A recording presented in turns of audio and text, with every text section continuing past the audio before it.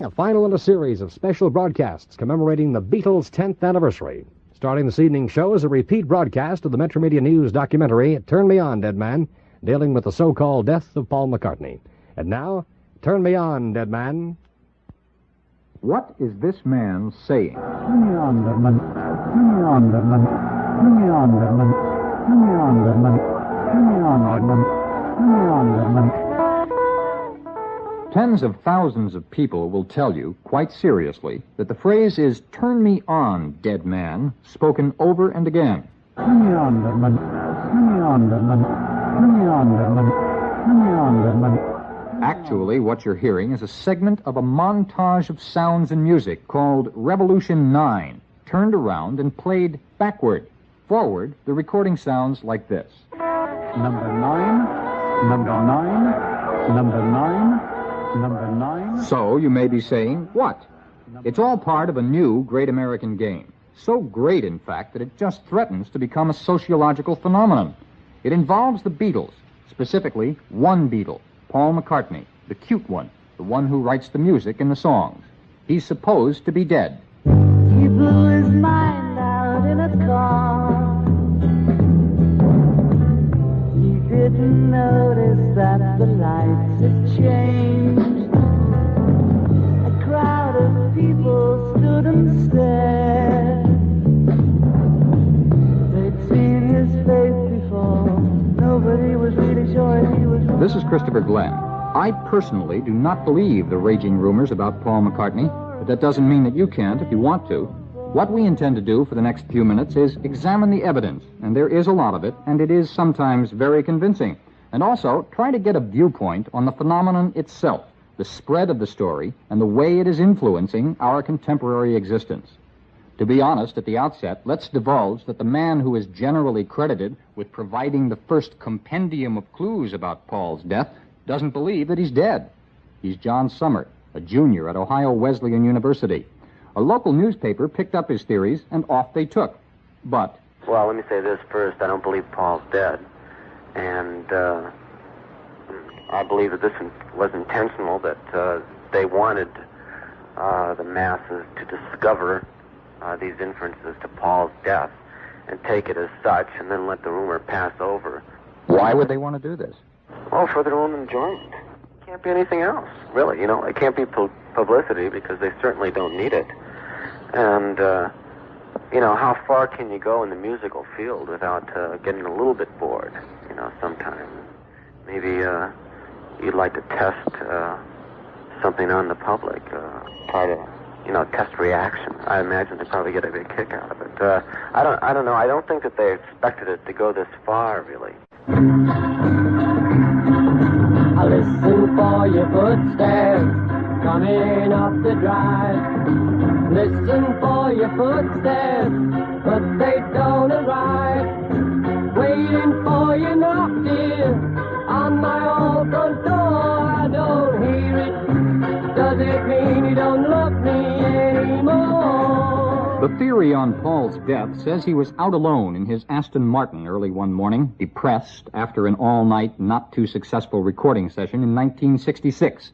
He crashed and was decapitated. Sorry that I doubted you. I was so unfair. You were in a car crash and you lost your hair. You said that you would be late about an hour or two. Well, there, that's all right. I'm waiting here, just waiting to hear from you. Subsequently, the theory continues, a Paul McCartney look-alike contest was held. The winner was spirited away for minor plastic surgery and has been impersonating him ever since. The fans say they can prove it in the songs, in the jackets to the record albums, and in other places. Clues by the dozen are lurking. Number 9, turn me on, dead man. Number 9, turn me on, dead man. Number 9, turn me on, dead man. Number 9, turn me on, dead man. A lot of the clues turn up in a composition called I Am the Walrus. The work is structurally one of the most interesting the Beatles have ever done. John Lennon, who writes the words, has taken the language itself and is toying with it, shredding the very fabric of the sound of the words and then reweaving it. There is this line, which appears not to make much sense at first. I'm crying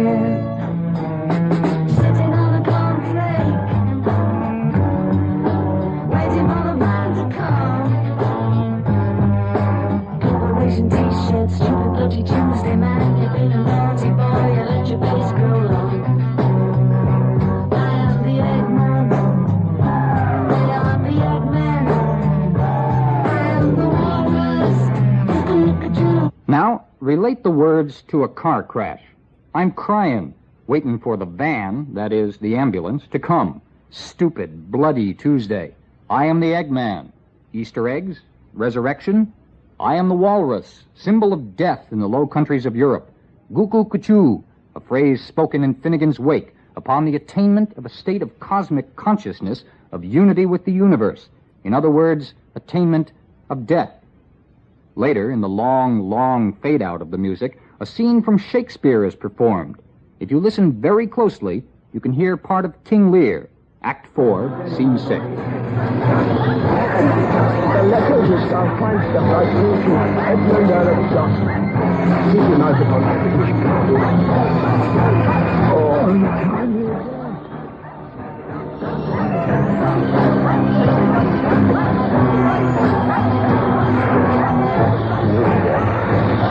Serviceable villain. You can see the fighters of thy mistress stand as you retire. Is he dead? Sit you down, Father. Rest you. It plays like this, and you must forgive my horrid acting. Bury my body, oh untimely death. Death, a serviceable villain. What, is he dead? Sit you down, Father. Rest you.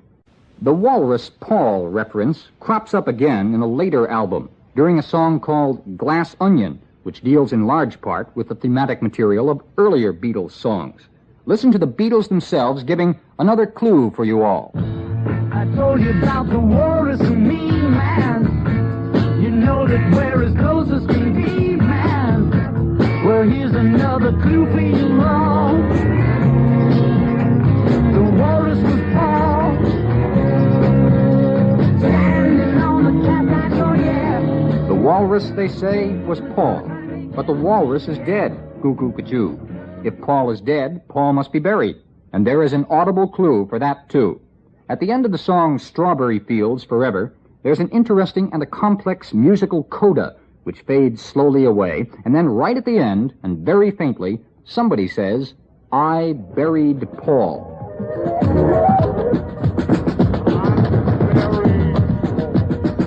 Did you hear it? I buried Paul. Of course, if you go to the Beatles record company, they'll tell you the words are, I'm very bored. And personally, I always thought the guy was saying strawberries in a very thick Midlands accent.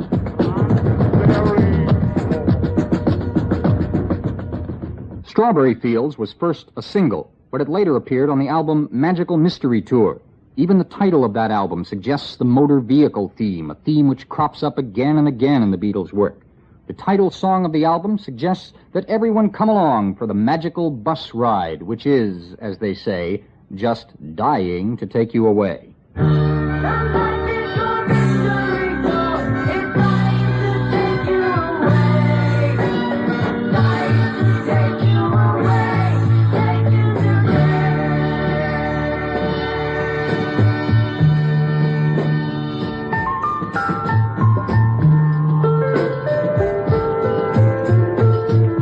In an earlier song, She's Leaving Home, the Beatles tell us when the accident happened. Wednesday morning at 5 o'clock as the day begins. Of course, that doesn't exactly jibe with the reference to Stupid Bloody Tuesday in I Am the Walrus, and you have to change the sex of the song's protagonist to make the reference to Paul, but let's call that a kind of artistic license. Visually, there is this about that. The back cover of the album on which the song appears has the libretto printed on it.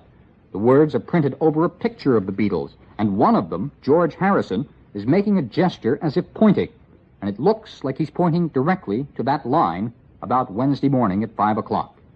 Also, let us dutifully note that the picture portrays the four Beatles standing side by side, but one of them has his back to the camera. Guess who? Also, since the album is called Sgt. Pepper's Lonely Hearts Club Band, there are several pictures of the Beatles wearing old-fashioned band uniforms. In one, Paul is wearing an armband on which are embroidered the letters OPD. Now, in Great Britain, OPD is like our DOA. It stands for Officially Pronounced Dead. All of this is very interesting, but so, again, what? Paul himself has, since the controversy erupted, appeared to reporters to protest the news of his untimely death. But instead of slackening interest in the story, it seems only to have inflamed it. If only we had fingerprints then and now. We don't, of course, but we do have his recorded voice. And there is a scientific technique called voice printing, in which a graphic reproduction of the voice qualities is put on paper. A recognized expert in the field is Dr. Oscar Tosi of the Department of Audiology at Michigan State University. And he has done voice print comparison of early Paul and late Paul. My conclusions were that, as a subjective opinion, that the two voices correspond to the same man. However, this is not a positive statement because the samples that I received were actually very poor samples, too much background noise and so forth. Dr. Tosi, could you tell us what samples you used in analyzing the McCartney voice? Well, we used one tape recorded in 1964, and the second sample was a recording telephone conversation in which a man who calls himself McCartney may produce some statements that he was alive, actually. How many words did you actually analyze spectrographically? Well, we listened very carefully to both tapes, and we found about 25 common words in both tapes. And so we used this amount of words, around 25 words. The commonly recognized chef-d'oeuvre from all of the Beatles' work is the composition A Day in the Life. It is a seething commentary on contemporary life, but at another level, it is about Paul McCartney's death.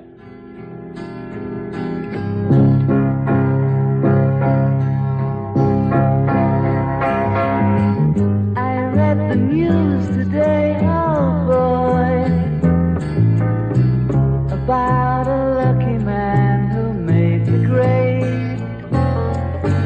And though the news was rather sad, well, I just had to laugh. I saw the photograph. He blew his mind out in a car. Didn't notice that the lights had changed. Now, did he say lucky man who made the grade or made the grave? We spoke of plastic surgery for a look-alike earlier, and some claim to find a clue about that in the song Eleanor Rigby. Again, it is necessary to change the sex of the protagonist to get the McCartney angle. Waits at the window, wearing the face that she keeps in a jar by the door. Who is it for? All the lonely people. Where do they all come from? In fairness, let's point out that that album, Revolver, came out in 1966, close to the time of the supposed accident, and it may even have preceded it. References to death and dying are legion in the Beatles' later work. From Sgt. Pepper, a song called Good Morning. But the dawn here is not greeted with a cheerful opening line.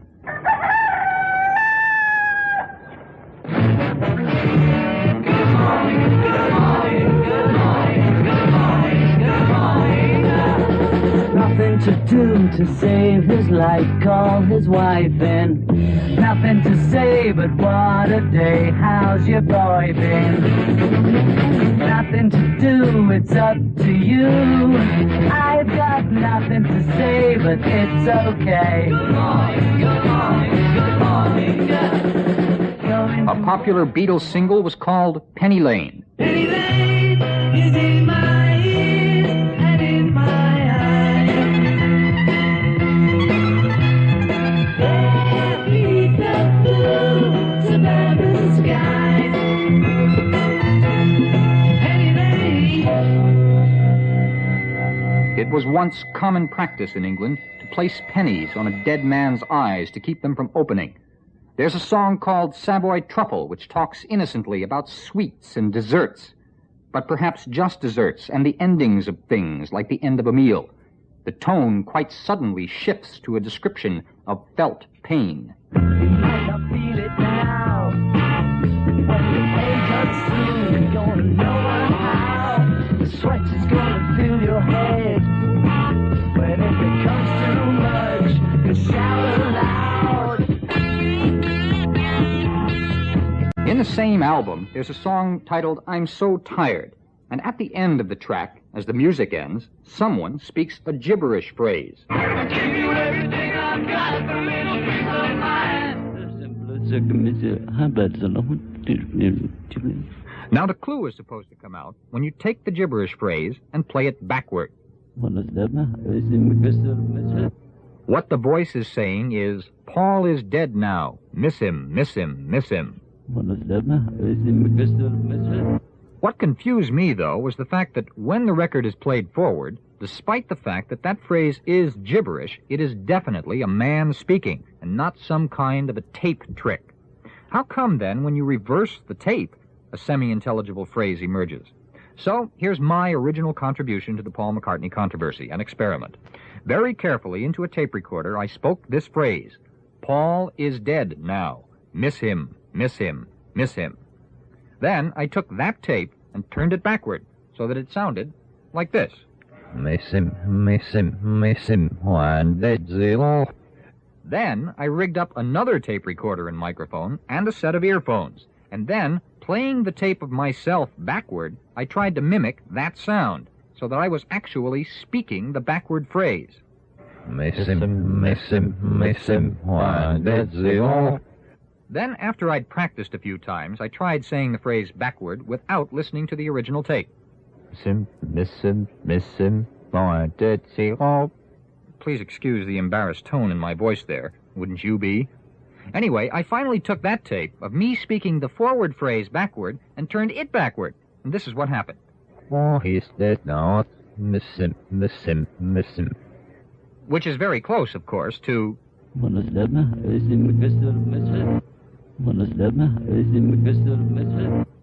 does that prove anything to you? It did to me, and I got terribly excited about it at the time, but I can't really remember what it was. More seriously, the whole cycle of references to death comes to its present form in the new Beatles album, Abbey Road. In the first cut, called Come Together, the themes of death and resurrection are unmistakable. He said, 1 and 1 and 1 is 3. Got to be good looking 'cause he's so hard to see. Come together right now over me. That 1 and 1 and 1 makes 3 line could apply to the triune Christian God or to the 3 remaining Beatles. As a matter of fact, there's a visual reference to that 3-ness on the album cover. On the back, letters on a brick wall read, Beatles, Abbey Road. But just in front of the word Beatles is a strange pattern of dots, and if you connect them with a line, like those puzzles we had when we were kids, they make the numeral 3. One of the most convincing clues of the whole series would appear to be hidden deep inside the work called Revolution 9. This is a long collage of sounds, of snatches of conversation, of fragments of music, and the tapes are all mixed as a montage, apparently in a random pattern, and on first hearing, unintelligible. The total feeling of the work comes close to that of musique concrète.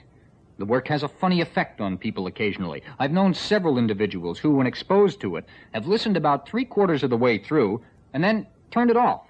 Not because they disliked it, but because some vague something in the cumulative effect of the music is quite truly terrifying in the inner brain. Repeated listenings do not bring out what that something is, but this furor over Paul has. It involves tampering with the tape again. During Revolution 9, a voice is heard screaming, right, right, right. And someone finally discovered that if you play the right channel of the stereo alone, all kinds of things happen that are masked in the 2-channel version.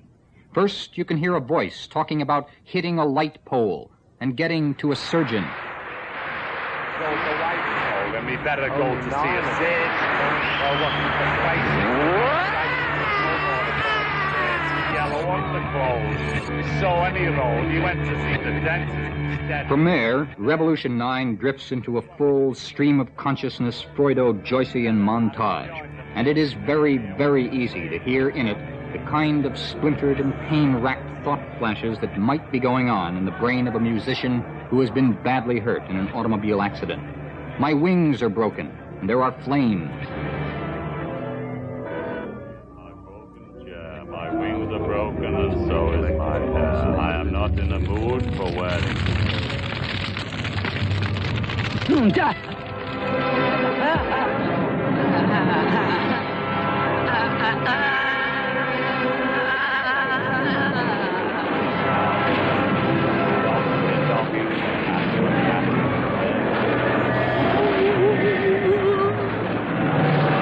There are random thoughts of dancing, of money, as the surgeons work around the area of the shoulder. Industrial house. Financial imbalance. Thrusting in between his shoulder. The Watusi. The twist. There is absolution, sacraments, final rites. Take this, brother. May it serve you well. There are the voices of women. There is music and a remembered football game. Hold that line. Live, live. But then there is the final fade out, and there is death. Even then, I suppose there's something to say.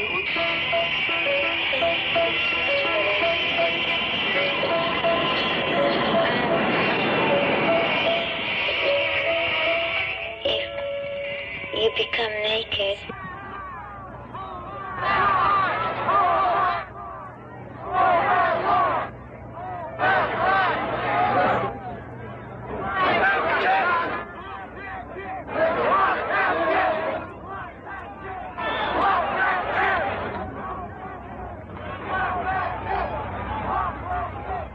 Is Paul McCartney dead? I don't think so. Paul McCartney doesn't think so. But there is, or there appears to be, a considerable body of evidence that he is. Much, much more than we have dealt with in this brief period.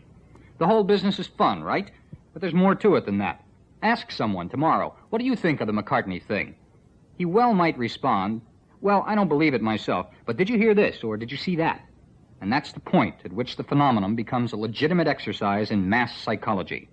An expert in the field of collective behavior is Dr. Stanley Milgram of the City University of New York Graduate Center. The two elements that underlie a rumor are first ambiguity and secondly importance. Whenever you have an event that is ambiguous and yet important, you get rumors developing about it. And I think if you look at the McCartney issue, you'll see that both elements are present. We're not certain whether he's dead or not. The cues that have been provided are at best ambiguous. And on the other hand, there's no question as to the emotional importance of a member of the Beatles. I mean, after all, the Beatles are the saviors of this decade, and they're especially important to defining the tone and distinctive flavor of this decade. So you have both elements, ambiguity and importance, and that's exactly the breeding ground for rumor. It hasn't reached its full extent by any means. I think we're still in the early stages of its development. It may reach a crest in a few weeks or a few months.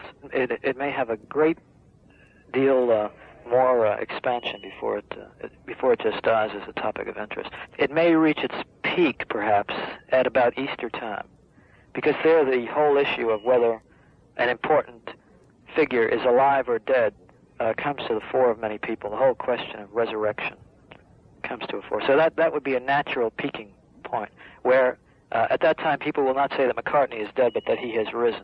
Dr. Milgram could be proved correct. The Beatles are known to be working on a new album, with its release expected in a few months. Perhaps on it will be the clue to prove conclusively that Paul McCartney... This is Christopher Glenn. Number 9. Number 9. This special news close-up was written and produced by Christopher Glenn. Executive producer, Mike Stein. Technical supervision, Greg Thorback. Special consultant, Steve Bell. News Close-Up is a public affairs presentation of Metro Media News. Number 9. Number 9. Number 9. This is Metro Media Stereo, WASH in Washington, D.C.